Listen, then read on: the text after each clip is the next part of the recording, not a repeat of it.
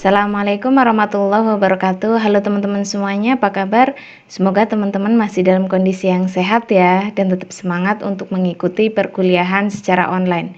Di video kali ini saya akan mencoba menjelaskan materi di pertemuan yang ke-11 di mata kuliah Matematika Pasar Modal. Nah, di pertemuan kali ini kita akan membahas mengenai Capital Asset Pricing Model yang merupakan salah satu metode untuk membentuk portofolio optimal. Nah, kira-kira materinya seperti apa? Kita langsung masuk ke slide berikutnya. Materi pertama yang akan kita bahas di pertemuan kali ini adalah mengenai konsep dasar dari Capital Asset Pricing Model.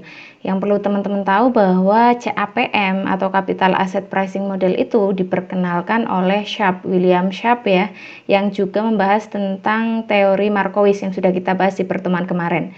Kemudian ada Sharpe, ada Lindner, dan Mosin di tahun 1960-an. Nah, ada beberapa definisi dari CAPM. Yang pertama menurut William F. Sharpe itu adalah CAPM itu merupakan model yang menghubungkan tingkat return yang diharapkan dari suatu aset beresiko dengan resiko dari aset tersebut pada kondisi pasar yang seimbang. Jadi nanti dalam CAPM itu ada pengaruh dari pasar ya gitu. Terus yang kedua, pengertian atau definisi dari Clark Flaners yang menyatakan bahwa CAPM itu merupakan teori penilaian resiko dan keuntungan aset yang didasarkan koefisien beta, di mana koefisien beta kan sudah kita bahas kemarin ya, yang merupakan indeks resiko yang tidak dapat didiversifikasi. Nah, dalam CAPM itu ada beberapa asumsi yang digunakan. Yang pertama adalah investor mengevaluasi portofolio dengan melihat return yang diharapkan dan simpangan baku untuk satu periode. Jadi return yang diharapkan atau imbal hasil yang diharapkan dengan resikonya itu dilihat dalam satu periode saja. Yang kedua, investor tidak pernah puas. Yang ketiga adalah investor itu seorang yang risk averse atau yang penghindar resiko. Yang keempat adalah aset individual itu dapat tidak terbatas, jadi tidak dibatasi ya aset individualnya. Yang kelima adalah investor dapat memberi pinjaman atau meminjam sejumlah dana pada tingkat suku bunga bebas resiko. Yang keenam, pajak dari biaya transaksi itu tidak relevan. Nah, ini beberapa asumsi yang digunakan dalam model CAPM ini. Nah, di sini yang perlu teman-teman tahu, jika asumsi tersebut itu dipenuhi, maka kondisi pasar dalam keadaan equilibrium atau yang seimbang gitu. Nah, dalam kondisi pasar yang seimbang ini, investor tidak akan dapat memperoleh return yang abnormal atau return yang ekstra dari tingkat harga yang terbentuk, termasuk bagi investor yang sukanya spekulatif gitu. Nah, kondisi ini akan mendorong semua investor untuk memilih portofolio pasar yang terdiri dari semua aset beresiko yang ada. Nah, portofolio pasar tersebut itu akan berada pada garis permukaan yang efisien atau yang di efisien frontier yang sudah kita bahas juga di pertemuan sebelumnya ya, yakni berarti portofolio pasar itu berada pada garis permukaan yang berisi portofolio yang efisien gitu ya. Ada efisien set yang sudah kita bahas juga gitu, dan sekaligus merupakan portofolio yang optimal. Nah, itu mengenai konsep dasar dalam model CAPM. Jelas ya, silakan teman-teman pelajari lagi. Nah, selanjutnya di sini rumus dalam CAPM. Nah, ini rumus CAPM untuk return saham ini bisa teman-teman lihat di persamaan yang pertama. Jadi rumus RI-nya ini kan menyatakan return saham I ya, atau return sekuritas I. Itu diperoleh dari return pasar. Ini RF itu menyatakan return pasar, teman-teman, ditambah beta I. Ini beta I itu komponen beta yang sudah kita bahas kemarin. Kemudian dikalikan dengan return pasarnya. Return RF itu merupakan return investasi yang bebas resiko, teman-teman. Kemudian RM itu adalah return pasar dikurangi dengan return yang bebas resiko. RF itu return bebas resiko ya. Itu bisa dituliskan RBR atau RF ini. Tuh, jadi jangan bingung ya, gitu. Kemudian untuk yang kedua, rumus CAPM untuk expected return saham I. Jadi yang atas ini, yang persamaan satu itu adalah untuk return yang kenyataannya, yang aktualnya, sedangkan yang bawah yang persamaan 2 itu return yang diharapkan atau yang dimau oleh investor. Itu bisa diperoleh dari return bebas resiko ditambah dengan betanya, beta I, beta saham I ya. Kemudian dikalikan dengan ini juga merupakan ekspektasi return atau return yang diharapkan dari pasarnya dikurangi dengan return bebas resiko. Gitu. Jelas ya untuk mencari rumus dalam CAPM ini. Kalau sudah jelas, kita masuk. Nah ini. Nah selanjutnya kita kan kemarin juga sudah membahas bahwa beta itu kan merupakan resiko sistematik yang tidak bisa hilang karena proses diversifikasi atau proses pengelompokan saham-saham dalam pembentukan portofolio gitu ya. Kenapa? Karena beta ini itu kan dianggap representatif untuk digunakan dalam mengukur resiko sistematik. Nah ini oleh sebab itu besarnya resiko suatu saham itu ditentukan oleh beta. Nah ini ya. Jadi beta itu merupakan salah satu komponen yang sangat penting dalam penentuan resiko suatu saham atau sekuritas atau bahkan portofolio yang dimiliki oleh investor. Beda dengan yang sudah kita bahas kemarin, kita juga menghitung standar deviasi ya. Nah, sudah saya jelaskan juga di pertemuan kemarin bahwa bedanya antara standar deviasi yang merepresentasikan resiko juga.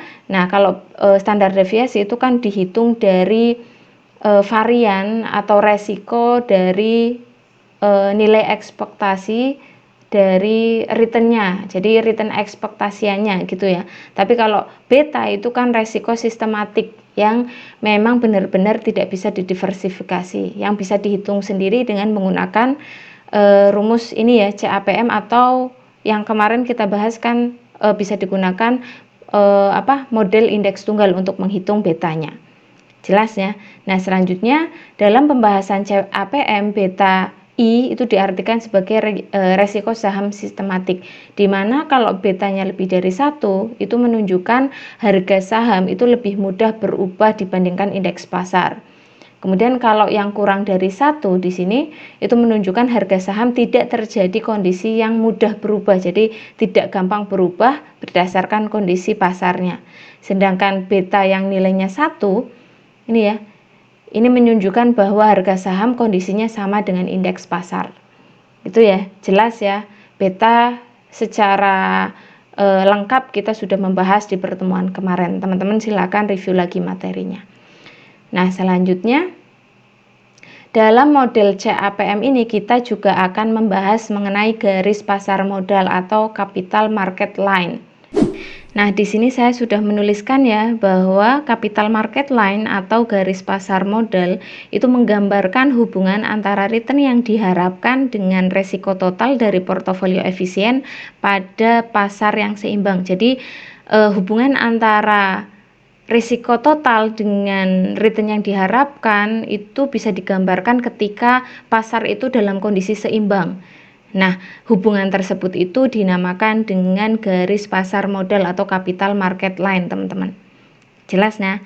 Nah, selanjutnya apabila portofolio terdiri dari aset bebas resiko dan aset beresiko, maka efisien frontier atau garis yang berisi portofolio yang efisien ya teman-teman ya, yang diperoleh berbentuk garis lurus dan disebut dengan capital market line. Nah, ini efisien frontier juga kita sudah membahas di pertemuan kemarin. Silakan teman-teman bisa review lagi ya. Nah, itu. Nah, selanjutnya pada saat pasar seimbang, investor akan melakukan investasi pada portofolio yang optimal. Nah, apabila ditarik garis lurus dari titik portofolio yang optimal dengan titik return bebas resiko, maka akan dapat diperoleh garis lurus yang merupakan garis pasar modal tersebut. Nah, kombinasi antara investasi bebas resiko dengan yang beresiko itu mendorong investor untuk berinvestasi di daerah titik-titik garis pasar modal tersebut. Nah, lebih jelasnya kita bisa lihat gambarnya di sini. Ini ya di gambar 1. Nah, teman-teman bisa lihat ya. Ini merupakan garis pasar modal yang menggambarkan hubungan antara tingkat return pasar dengan yang diharapkan dengan resiko yang ada. Ini ya. Nah, kalau tadi kan sudah dijelaskan ya bahwa investasi dalam aset bebas resiko, berarti yang M ini, titik M sini ya, ini dengan investasi pada aset beresiko yang M dengan investasi pada aset bebas resiko yang di sini, ini ya, RF itu kan tadi menyatakan return dari aset bebas resiko ya teman-teman, kemudian ditarik garis, ini ya, ini, jadi antara aset bebas resiko dengan aset beresiko, returnnya itu kita hubungkan, kita tarik garis lurus, ini. Nah, garis ini itu menyatakan capital market line, teman-teman. Dimana nantinya selisih antara tingkat return yang diharapkan dari portofolio pasar di sini, ini ya, ini dengan tingkat return yang diperoleh dari aset bebas resiko itu merupakan tingkat return abnormalnya teman-teman, yang bisa diperoleh investor sebagai kompensasi atas resiko pasar yang ditanggung oleh investor, yakni yang disebut dengan premi resiko. Nah ini ya, jadi ini selisih antara tingkat return yang diharapkan di pasar dengan tingkat return dari aset bebas resiko. Ini disebut dengan premi resiko portofolio pasar. Di mana nanti besarnya premi resiko portofolio pasar ini itu ditunjukkan oleh garis putus-putusnya ini. Ini ya, garis putus-putusnya ini. Yang horizontal, yang horizontal berarti yang ini ya, teman-teman ya, ini. Dari return aset bebas resiko sampai dengan M, teman-teman. Nah, ini ya, sampai M. Nah, nanti pilihan pilihan investasi dari masing-masing investor itu kan berbeda-beda, yang didasarkan pada kombinasi investasi yang dilakukannya, yaitu sudah kita bahas di pertemuan sebelumnya bahwa return yang diperoleh seorang investor ketika dia berinvestasi itu kan masing-masing investor berbeda. Karena apa? Karena tergantung dengan preferensi masing-masing investor gitu, tergantung utilitasnya, tergantung apakah dia risk averse, apakah dia risk lovers, ataukah dia lebih ke yang netral gitu ya. Nah itu. Nah, maka kalau misalkan si investor tersebut berinvestasi tanpa resiko, artinya misalkan dia itu merupakan seorang risk averse gitu, yang penghindar resiko, maka dia bisa memilih investasi pada titik ini teman-teman, pada titik RF ini. Ini titik aset bebas resiko yang menghasilkan return F atau return bebas resiko ya, dimana resikonya itu kecil, atau kalau dilihat di sini 0 ya teman-teman ya. Ingat ya, kalau di garis kurva seperti ini, sumbu X itu kan menyatakan resikonya ya, ini adalah resiko portofolio atau nilai dari standar deviasi portofolio yang menyatakan resikonya.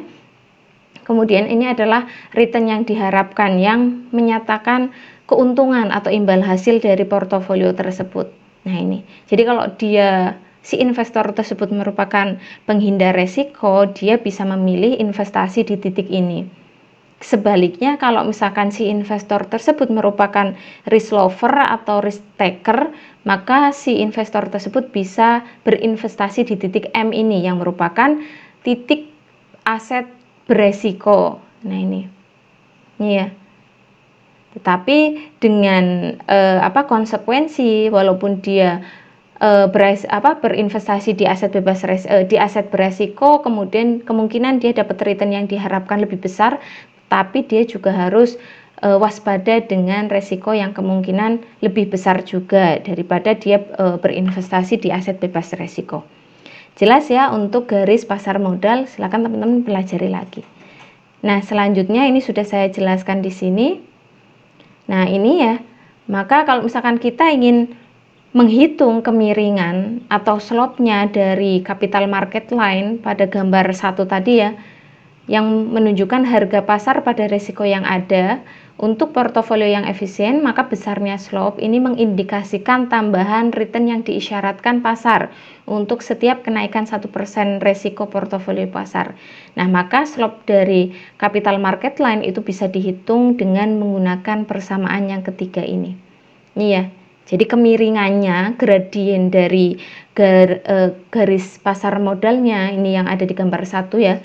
Ini ya, kemiringannya itu berapa? Itu bisa dihitung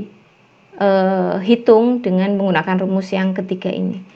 Jadi ekspektasi dari return pasar atau return yang diharapkan dari pasar dikurangi dengan return bebas resiko dibagi dengan standar deviasi dari pasarnya gitu. Ya. Nah, selanjutnya dengan mengetahui slope CML dan intercept aset bebas resikonya, return dari bebas resikonya ya, maka dapat dibentuk persamaan capital market line-nya teman-teman sebagai berikut. Nah ini ya teman-teman ya. Nih, jadi persamaan untuk capital market line itu kan merupakan aset bebas resiko, return-nya ditambahkan dengan standar deviasi portofolio dikalikan dengan slope-nya. Ini persamaan yang keempat itu sebenarnya sama dengan persamaan yang ke-1 teman-teman. Jadi RF-nya itu kan intercept-nya ya. Kemudian beta 1 ya yang dianggap sebagai kemiringannya, pengaruhnya gitu, koefisien dari ini ya, RM, return pasar dikurangi dengan return aset beresiko, bebas resikonya. Itu hampir sama ya teman-teman ya. Jangan bingung. Nah ini jelas ya teman-teman, itu untuk mencari persamaan capital market line-nya. Nah selanjutnya, nah ini sudah saya tulis keterangannya ya, jelas. Untuk sigma M itu adalah deviasi standar return portofolio pasar, kemudian sigma P-nya ya berarti portofolio yang efisien. Nah ini. Nih. Nah, selanjutnya di sini ada keterangan bahwa dalam konsep capital market line itu ada beberapa hal penting yang perlu dipahami. Yang pertama bahwa garis pasar modal itu terdiri dari portofolio efisien, teman-teman, yang merupakan kombinasi dari aset yang beresiko dan aset beresiko atau aset bebas resiko.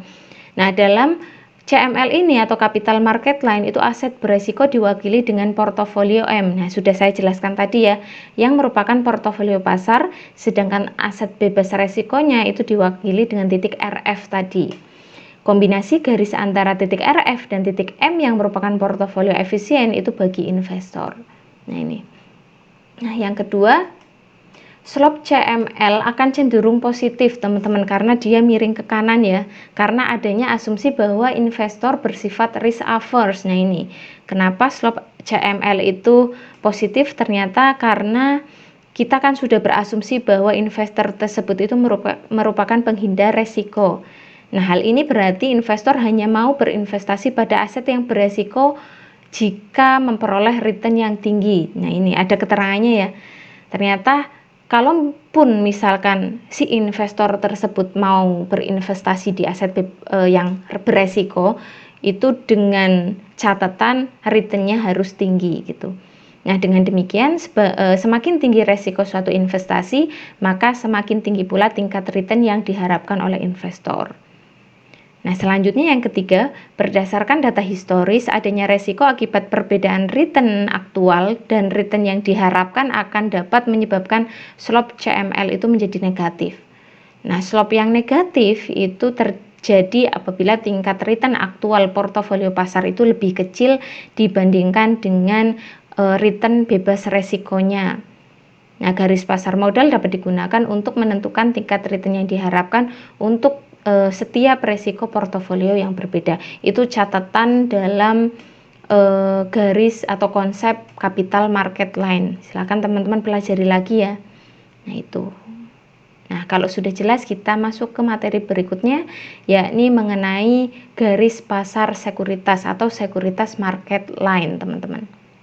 Nah, yang perlu teman-teman tahu bahwa capital market line yang tadi kita sudah bahas itu kan mensyaratkan pasar yang equilibrium atau yang seimbang ya dalam perhitungan return dan resikonya. Nah, untuk menggambarkan hubungan expected return dan resiko bagi portofolio yang tidak efisien maupun sekuritas individual itu digunakan security market line. Itu ya bedanya antara capital market line dan security market line. Jadi capital market line itu hanya digunakan untuk menggambarkan hubungan antara return dan resiko dari portofolio yang efisien, teman-teman. Dimana dengan syarat bahwa pasarnya itu adalah yang seimbang atau dalam titik equilibriumnya. Nih, tapi kalau misalkan teman-teman ingin menggambarkan hubungan dari portofolio yang tidak efisien ataupun ingin menggambarkan sekuritas individual, itu bisa menggunakan security market line atau SML di sini. Nah, SML ini merupakan garis yang menghubungkan tingkat return yang diharapkan dari suatu sekuritas dengan resiko sistematis atau betanya. Nah, ini ya, di mana kontribusi masing-masing aset terhadap resiko portofolio pasar itu dipengaruhi besarnya kovarian aset terhadap portofolio pasar. Nah, dalam sekuritas individu, tambahan ekspektasi return itu terjadi dari penambahan resiko sekuritas yang bersangkutan yang diukur dengan beta di sini. Jelas ya? Di mana nanti perhitungan kontribusi sekuritas terhadap resiko portofolio itu bisa dihitung sebagai ini berikut. Ya. Jadi ini adalah standar deviasi dari masing-masing sekuritas terhadap pasar ya. Kemudian dibagi dengan varian dari pasarnya gitu. Tuh, jelas ya. Nah, selanjutnya nih. Oh ya, sigma IM itu merupakan kovarian sekuritas dengan portofolio pasarnya. Nah, nantinya kita akan menghitung return yang diharapkan dari suatu sekuritas dapat diperkirakan dengan menggunakan rumus di persamaan yang kelima ini, teman-teman. Ini ya. Kalau yang pertama ini kan kita menghitung yang pakai CML. Nah, yang kedua ini bisa kita hitung dengan menggunakan sekuritas market line-nya. Nih. Yang nomor satu itu kan untuk yang portofolio, sedangkan untuk yang kedua itu kan kita menghitung return yang diharapkan dari sekuritas ke I, gitu ya teman-teman ya. Nah ini, di sini ada keterangan bahwa resiko sekuritas ditunjukkan dari nilai beta sekuritas tersebut. Nah, seperti yang sudah dibahas bahwa beta itu kan menentukan besaran return ekspektasi untuk sekuritas individual dengan argumentasi bahwa resiko itu tidak sistematik, teman-teman. Bahkan cenderung hilang dan resiko yang relevan hanyalah resiko sistematik yang diukur dengan beta. Nah, ini.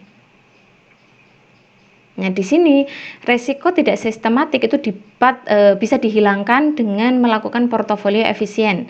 Sedangkan resiko sistematik itu tidak dapat dihilangkan dengan portofolio yang sudah kita bahas tadi ya, beta tadi itu.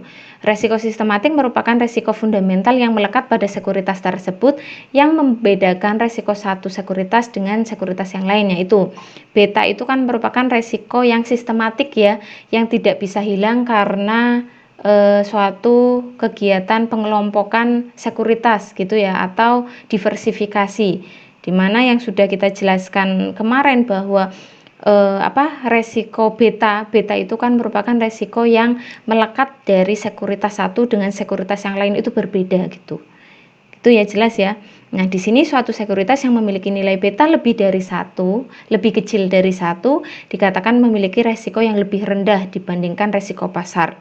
Sebaliknya, untuk yang lebih besar dari satu nilai betanya, maka sekuritas tersebut memiliki resiko sistematik yang lebih besar dari resiko pasar.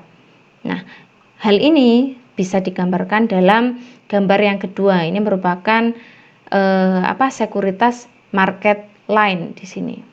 Ini ya. Ini dimana di gambar yang kedua ini hampir sama ya teman-teman ya. Ini juga menggambarkan hubungan antara return yang diharapkan di portofolio pasar dengan risiko atau return dari aset bebas risiko, teman-teman. Nah, ini ya.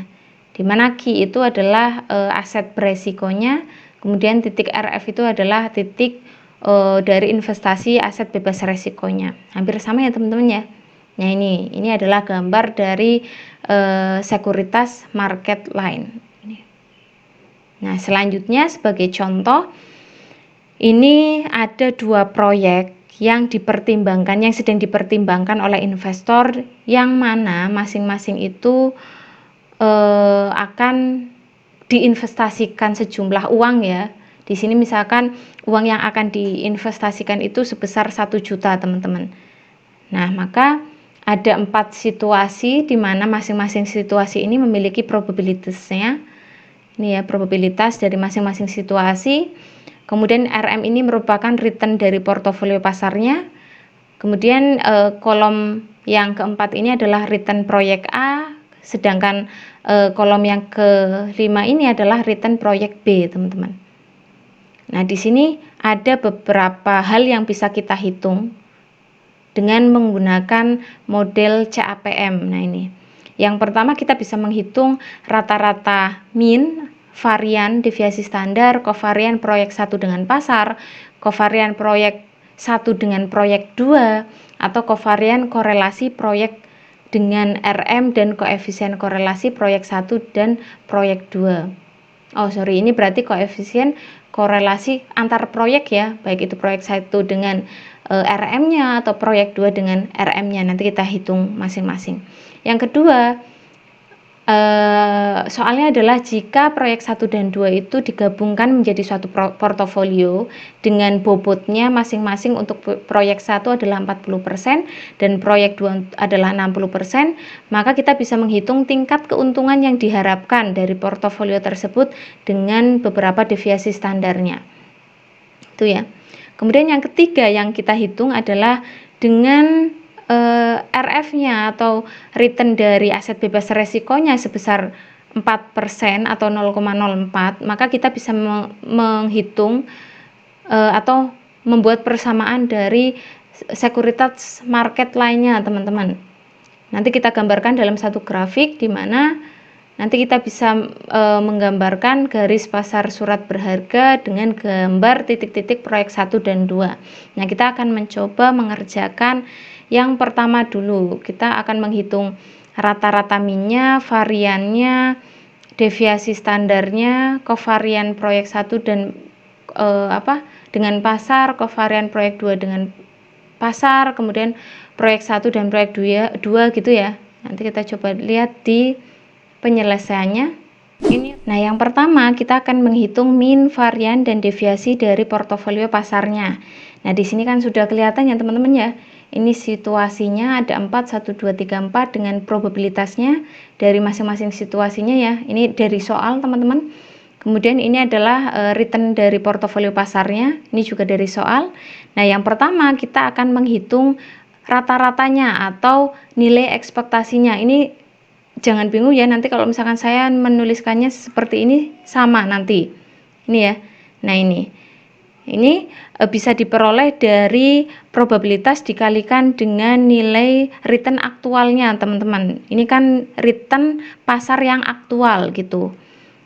Nah, ini juga sudah kita bahas ketika kita mempelajari mengenai risk dan return di pertemuan keberapa itu lupa. Cara menghitung varian nilai ekspektasi atau nilai harapan dari return yang ada gitu. Nah, ini kan return pasar ya. Jadi ini dikalikan. Jadi 0,1 kalikan min 0,3 dapatnya kan ini ya. Min 0,03 dan sebagainya. Nanti teman-teman jumlahkan. Ini jadi rata-rata atau ekspektasi dari return portofolio pasar yang aktual, teman-teman. Ya. Nah, kalau sudah jelas, kita akan menghitung untuk masing-masing situasi itu adalah return aktual dikurangi dengan return yang diharapkan. Ini saya tuliskannya seperti ini ya, jangan bingung ya. Ini kayak gini. Sama itu.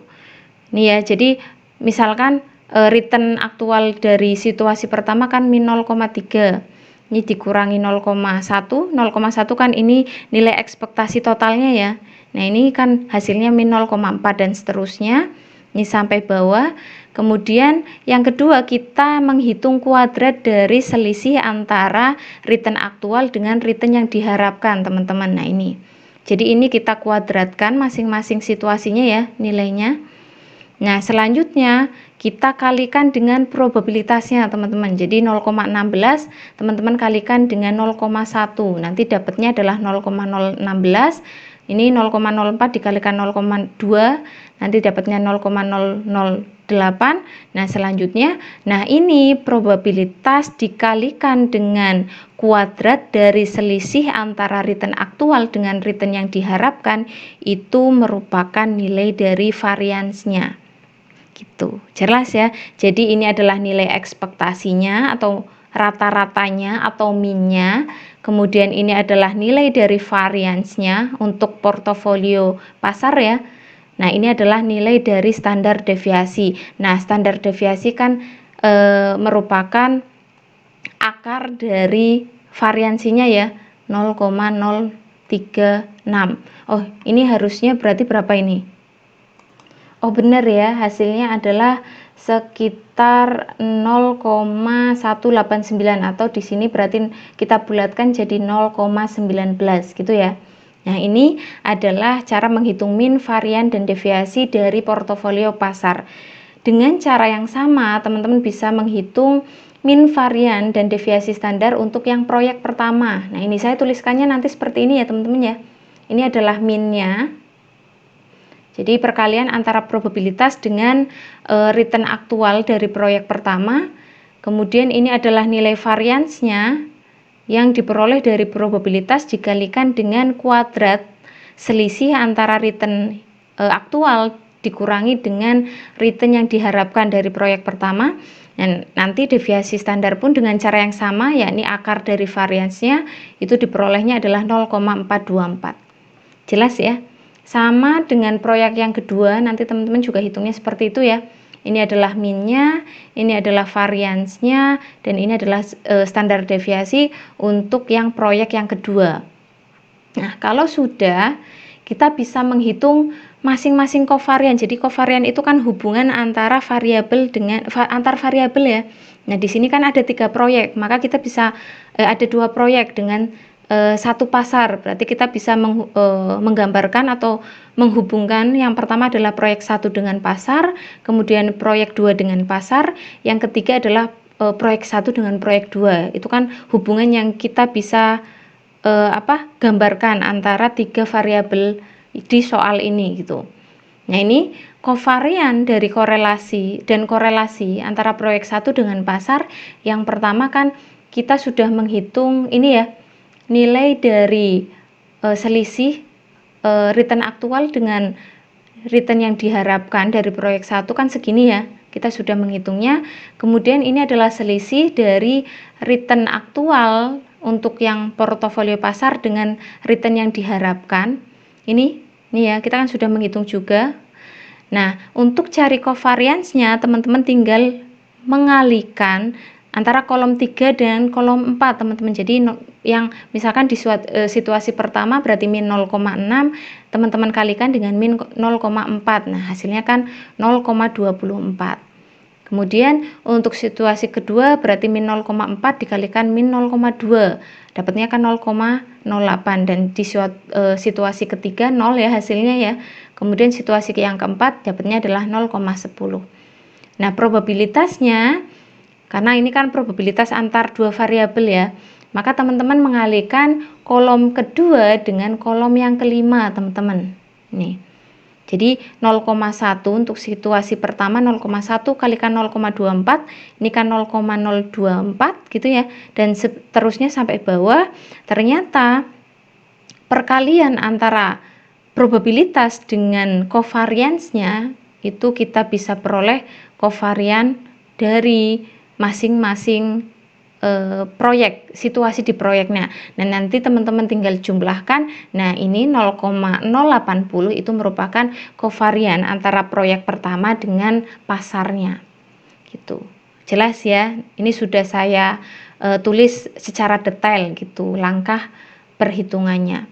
Nah, selanjutnya untuk mencari koefisien korelasi atau di sini kan disimbolkan dengan rho, itu kan bisa diperoleh dari membagi antara nilai covariance-nya dengan sigmanya gitu, atau standar deviasi dari proyek pertama dengan standar deviasi dari pasarnya. Nah, standar deviasinya kan kita sudah hitung ya tadi ya di awal.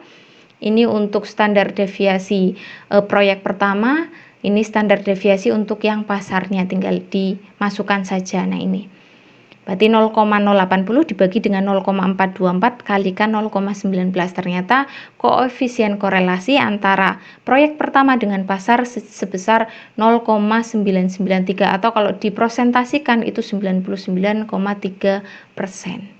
Kuat ya berarti ya koefisien korelasinya ya, atau hubungannya kuat gitu. Nah, dengan cara yang sama teman-teman juga bisa menghitung kovarian dan korelasi dari proyek 2 dengan dengan pasar. Ini ya. Ini kita menggunakan data selisih antara nilai return aktual dari proyek 2 dengan return yang diharapkan dari proyek 2. Ini pasarnya ya. Nah, ini dengan cara yang sama, ternyata teman-teman bisa mendapatkan kovarian antara proyek 2 dengan pasar itu senilai 0,024. Nah, selanjutnya untuk cari koefisien korelasinya sama caranya, yakni dengan membagi kovarian dengan standar deviasi, perkalian standar deviasi dari proyek 2 dengan proyek pasarnya. Ini ya, dengan pasarnya. Ya, ternyata koefisien korelasi antara proyek 2 dengan pasar itu sebesar 0,362, atau dipresentasikan itu 36,2%. Tuh. Jelas ya? Nah, jelas untuk yang selanjutnya kita juga bisa menghitung koefisien korelasi dan kovarian untuk proyek 1 dan proyek 2. Jadi antar proyek ya. Ini kita menggunakan data selisih dari nilai aktual return proyek 1 dengan nilai yang diharapkan dari proyek 1. Kemudian ini adalah return yang diharapkan dengan return aktual dikurangi return yang diharapkan dari proyek 2. Ternyata kita dapat kovarian antara proyek 1 dan 2 itu senilai 0,004 teman-teman. Nah, coba kita hitung koefisien korelasinya. Ini ya, kovarian R1 R2 dibagi dengan standar deviasi 1 dikalikan standar deviasi 2. Ternyata koefisien korelasinya itu sebesar 0,027 atau 27%, teman-teman. Nah, kalau teman-teman perhatikan, ternyata hubungan yang paling kuat itu adalah proyek 1 dengan pasar ya, yang koefisien korelasinya tuh hampir 100% atau sebesar 99,3%. Nah, nanti kita coba simpulkan apakah benar proyek 1 itu lebih baik daripada proyek 2 gitu. Nah, kita sudah ya. Kalau sudah jelas ini, kita sudah menghitung min, varian, kemudian kovarian, terus koefisien korelasi dari masing-masing kombinasi antar proyek ataupun proyek dengan pasar ya. Kita masuk untuk mengerjakan atau menjawab soal yang kedua. Nah, soal yang kedua ini kita disuruh mencari tingkat keuntungan yang diharapkan dan deviasi standar dari portofolio yang dibentuk dari proyek 1 dan proyek 2. Tadi kan di soal sudah disebutkan bahwa proyek 1 itu bobotnya adalah 40%, sedangkan proyek 2 adalah 60%. Nah, kita akan menghitung return yang diharapkannya dulu atau keuntungan yang diharapkan. Nah, ini ya, kita menghitung ini yang pertama adalah return dari proyek 1 dulu teman-teman. Jadi bobot dikalikan return aktualnya. Ini ya, jadi bobotnya adalah 40% dikalikan dengan ini yang ada di kolom yang kedua. Ini ya. Kemudian untuk mencari kolom yang kelima, kita mencari bobot dikalikan return aktual dari proyek yang kedua, teman-teman. Jadi ini ya. Kolom yang ketiga dikalikan dengan masing-masingnya adalah 60%, ternyata kita dapatkan ini ya. Nah, maka return yang diharapkan itu tinggal menjumlahkan masing-masing ini ya, situasi masing-masing return dari kombinasi bobot dengan proyeknya, return dari proyeknya untuk masing-masing situasi 1, 2, 3, dan 4. Nah, ini tinggal dijumlahkan, teman-teman. Ini ya, ini ditambahkan ini, kemudian dijumlahkan, kemudian ini ditambahkan ini, dijumlahkan, gitu ya. Nah, ini. Nah, selanjutnya ini ternyata adalah return yang diharapkan dari portofolio yang terbentuk dari proyek 1 dan 2. Nah, ini. Kemudian kita juga bisa menghitung variansnya. Nah, ini ya, varians itu teman-teman tinggal menghitung. Ini kan return portofolionya sudah kita hitung tadi ya di sebelumnya. Kemudian yang selanjutnya teman-teman hitung return portofolio dikalikan probabilitasnya. Nah, selanjutnya teman-teman bisa menghitung ini adalah nilai expected return dari portofolionya atau return yang diharapkan dari portofolionya. Nah, ini teman-teman menghitung selisih ya antara return aktual portofolio dikurangi dengan return yang diharapkan dari portofolio. Jadi ini dikurangi dengan ini ya masing-masing ya. Min 0,40 dikurangi 0,14 sekian, min 0,20 dikurangi 0,14 sekian, gitu ya, dan seterusnya. Kemudian ini nilai kuadrat dari selisih antara return aktual portofolio dengan return yang diharapkan dari portofolio. Ini tinggal dikuadratkan ya dari sini ya. Ini dikuadratkan. Nah, ini tinggal dikalikan teman-teman dengan probabilitasnya. Nah, nanti sama caranya ya seperti di pertanyaan atau soal yang pertama tadi di contoh, kita bisa menghitung variansnya. Jadi variansnya tinggal menjumlahkan ini semua. Nah, sedangkan deviasi standarnya berarti akar dari ini ya teman-teman ya. Jadi akar dari 0,074 itu nilainya adalah 0,273. Nah, ini cara menghitung secara tabel ya. Teman-teman bisa menghitung secara rumus ini. Ini bisa pakai rumus yang sudah kita bahas tadi ya. Nah, ini secara rumusnya menghitungnya seperti ini. Silakan teman-teman mau pakai rumus atau tabel seperti ini, lebih gampang yang mana bisa teman-teman pilih sendiri. Gitu ya.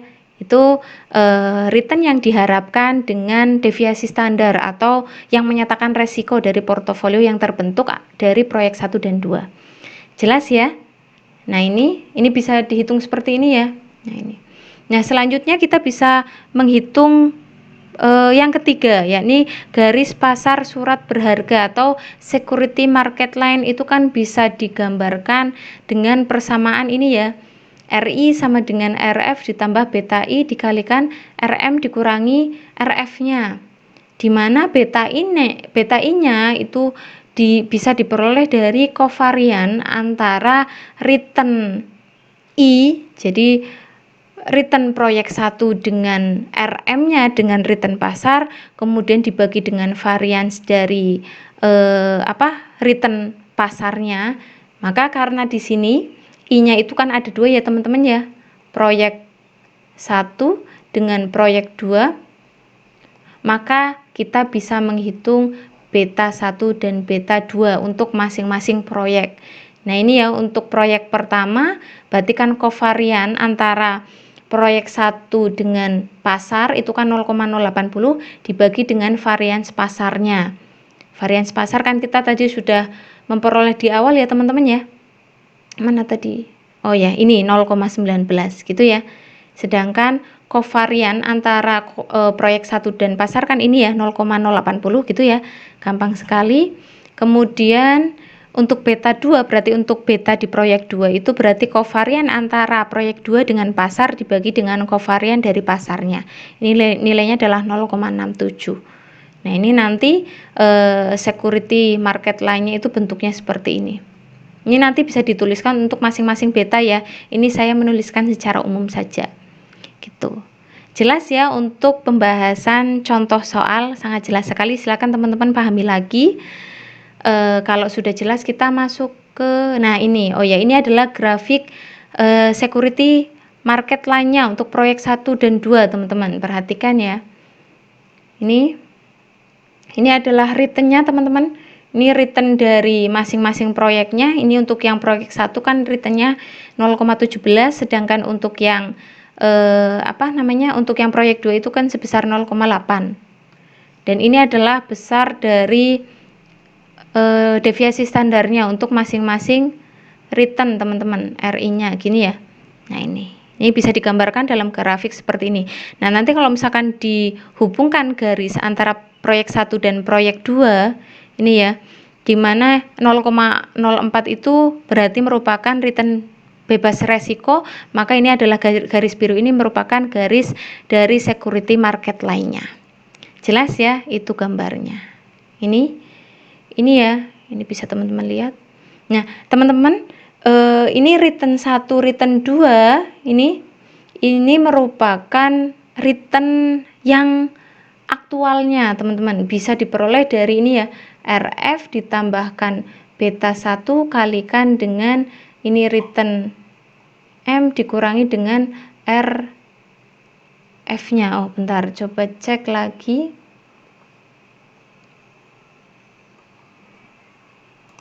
Oh sorry, ini berarti menggunakan ini ya teman-teman ya. Ini expected dari return pasarnya teman-teman. Nah, cara perhitungan RI ini itu berdasarkan ini ya teman-teman ya. Ini. Oh ini RI ini ya. Ini. Nanti diperoleh untuk masing-masing proyek 1 sebesar 0,17, proyek 2 sebesar 0,08 gitu. Silakan teman-teman bisa lihat ya. Ini. Nah, selanjutnya ini untuk melihat proyek mana yang paling paling baik di antara proyek 1 dan 2 ini bisa dilihat. Ini ya, hasil yang diharapkan untuk proyek 1 itu kan sebesar 0,200. Sedangkan hasil yang dikehendaki atau yang aktualnya itu kan 0,17. Sedangkan proyek 2 return yang diharapkan itu kan sebesar 0,1, sedangkan yang dikehendaki atau yang aktualnya itu kan 0,08, teman-teman. Ya, ternyata bisa dihitung excess return-nya atau hasil lebihnya untuk proyek yang satu itu kan sebesar 0,03, sedangkan proyek 2 itu sebesar 0,02. Nah, teman-teman bisa lihat ya, ternyata excess return-nya atau hasil lebihnya itu lebih besar di proyek 1 sebesar 0,03 ya dibandingkan proyek 2. Nah, dilihat dari excess return-nya itu juga ternyata proyek 1 itu lebih baik dibanding dengan proyek 2. Pun tadi sudah kita lihat dari koefisien korelasi ya antara pasar dengan proyek 1, kemudian antara pasar dengan proyek 2. Itu ternyata juga koefisien korelasi dari proyek 1 dengan pasar lebih besar ya, sebesar 99,3 ya dibandingkan antara proyek 2 dan pasarnya. Jelas ya untuk pembahasan contoh soalnya. Kalau sudah jelas kita masuk ke soal latihan. Nah, di sini teman-teman bisa lihat ada 12 observasi dengan 4 saham. AALI, BMTR, Hero dan IHSG. Nah, di sini IHSG itu sebagai nanti sebagai indeks pasarnya, teman-teman. Gitu ya. Kemudian AALI, BMTR, Hero itu sebagai sekuritas atau saham dari masing-masing. Jadi ada 3 sekuritas ya. 1, 2, 3 AALI, BMTR dan Hero, kemudian IHSG itu sebagai indeks pasarnya. Nah, dari data ini silakan teman-teman cari 1, 2, 3, 4, 5. Alfa untuk setiap saham, beta untuk setiap saham, deviasi standar residual untuk setiap resi, koefisien korelasi antar saham dengan indeks pasarnya, dan yang kelima adalah tingkat keuntungan rata-rata portofolio pasar yang dihitung, yaitu berarti nanti sesuai dengan data yang indeks pasarnya ya atau IHSG-nya. Nah, silakan teman-teman diskusikan soal latihan ini, kemudian kerjakan. Nah, kalau misalkan ada yang belum jelas mengenai materi, soal maupun contoh soal yang sudah kita bahas tadi, silakan teman-teman bisa tanyakan. Nah, untuk pertemuan kali ini saya cukupkan. Semoga materinya bermanfaat untuk teman-teman semuanya. Saya akhiri ya. Wabillahi taufiq wal hidayah. Wassalamualaikum warahmatullahi wabarakatuh.